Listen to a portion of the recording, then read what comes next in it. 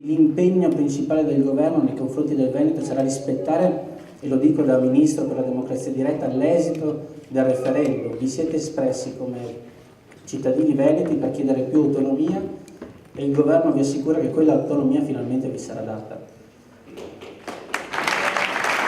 Lo dice chiaro e tondo il ministro Riccardo Fraccaro nel giorno della sua visita a Riese Pio X, la prima ufficiale dopo la nomina che il 5 Stelle ha voluto fare proprio nel paese che lo ha visto nascere e crescere, forse anche per ricordare l'appartenenza a una terra che l'elezione in un collegio trentino potrebbe offuscare.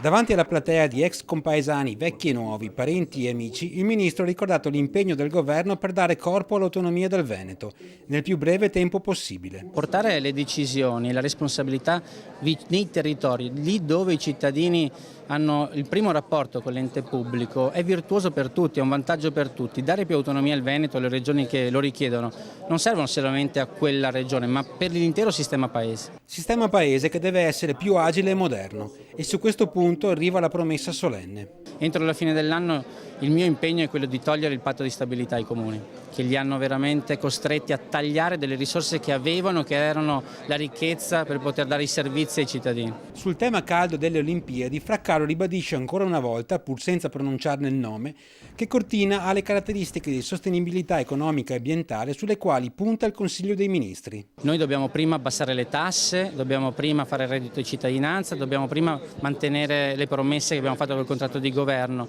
e poi cercheremo anche i soldi per fare questi eventi che possono essere un momento importante per lo sport e per la nazione.